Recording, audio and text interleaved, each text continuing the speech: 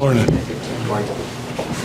Coach, facing Vegas, I know the last time you saw this group didn't get the result you wanted. What's sort of the first mentality that you and the team kind of have heading into this game?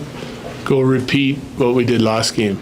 Yeah. So, like all these top teams are very similar in the makeup and their ability to both create offense and defend, and we got to play a complete 200-foot game. And no better example of that for our team than I think last game against Boston. It was a hard-fought game, but we were consistent all the way through the game.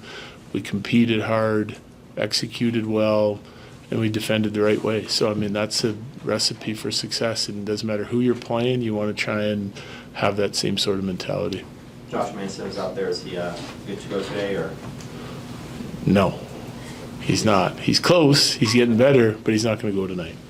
Miles Wood still Sick. game time decision. He'll miss tonight too. Yep. What's been the key to playing so well at home this year? How do you keep that up? Pretty good starts. Like our third periods at home, like we're down, we still feel like we have an opportunity to come back and win hockey games. But to be honest, goes back to what I kind of just said. We've been more consistent at home than we've been on the road. We haven't taken nights off. We've had some lapses in our game within games, but I think just our mindset to play the right way, the competitiveness of our team has been more consistent at home. MacKinnon a big part of that on this point streak. He keeps setting records, so it's hard to, put everything into perspective sometimes. But to start a season with 22, games in a row at home with a point, how impressive do you think that is? It probably hasn't been done in a while, I'm assuming. So I'd say it's pretty impressive. But again, that's what we've kind of come to expect from Nate, right? He's going to make an impact on the game on a nightly basis, highly consistent player in doing that. And, he likes playing here in front of our fans. And, so he's finding a way to execute. Even if it's not his best night, he doesn't have his best legs, he's still finding a way to contribute. And that's what top players do. And the 22 games in a row, still quite the accomplishment. Heading out on the road for 5 games against some pretty good teams, how important is it to end this 3-game homestand on a good note? Yeah, it's not the end of the world if you don't, I think. But we're working on our game, trying to be, a team that can win every night. We've done a nice job of that over the last month. I think you're playing another top team. Margin for error is small. So the attention to detail and limiting our mistakes and making sure we're not giving up big mistakes is important, but it starts with the goaltender all the way through our lineup. Carving out another home win here would be huge. We got to go off, and we're playing Toronto and Boston, et cetera, on the road, and tough teams, tough buildings, tough opponents, and it's one of our longest trips of the year at 8 days and 5 games. So, carving out points while we're at home is pretty important, but it's not the be-all, end-all. Logan O'Connor's been someone you've been able to move up and down whenever needed this year. Is a big part of that just because you know what kind of effort you're going to get from him every single night? That's it.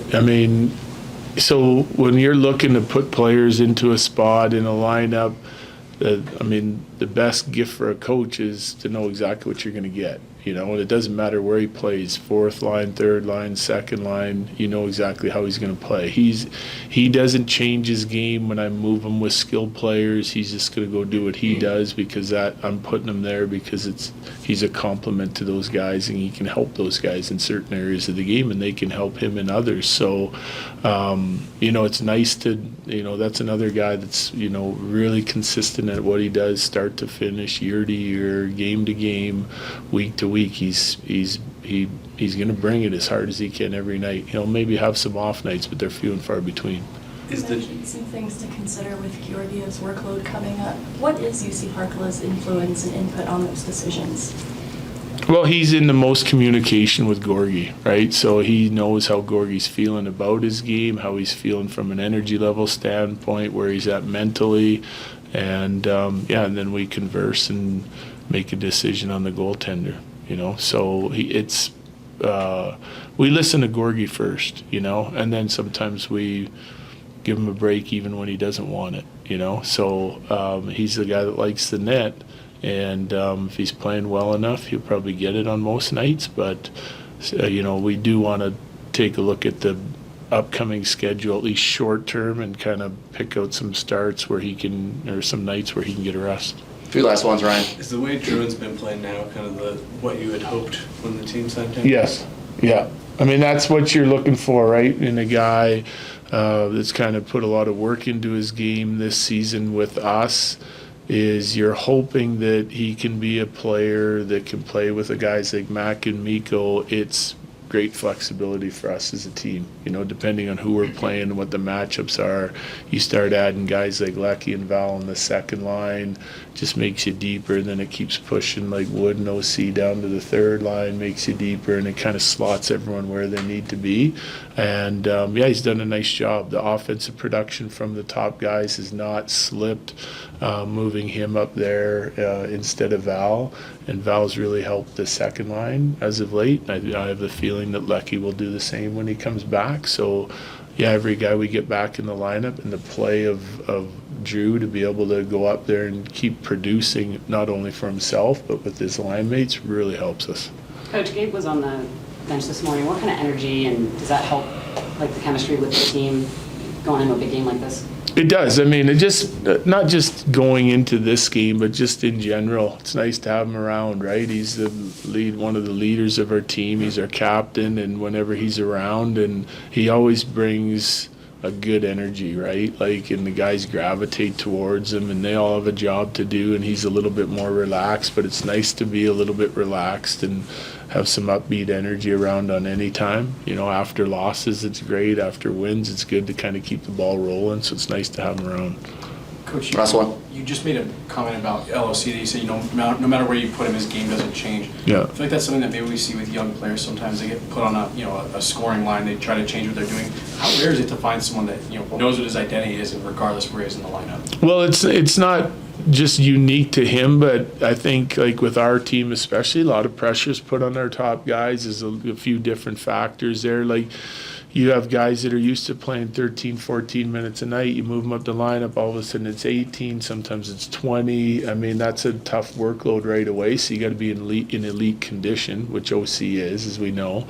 And then you just got to... You have to have enough experience and enough knowledge and self-awareness of where you're at, that, like, even, like, you know, we've seen, like, Drew go up at times and then want to defer to Mac all the time. He's a great passer, but there's times when I want him to shoot, you know, and guys that just aren't as comfortable. I think if you have the ability to leave them in that situation for a bit, and you're kind of talking and conversing with the line as a whole, so they understand the way I see it, maybe they see it differently, we can talk some things out. But you want guys playing to their identity, not trying to fit in a spot on the roster to try and help others, right? Like, it has to go both ways. So I think it's not always easy to find, because especially when you're playing with our top guys, they like to play a certain way. They you know, they have tendencies that you know, you're looking to try to put a guy in there that can really help.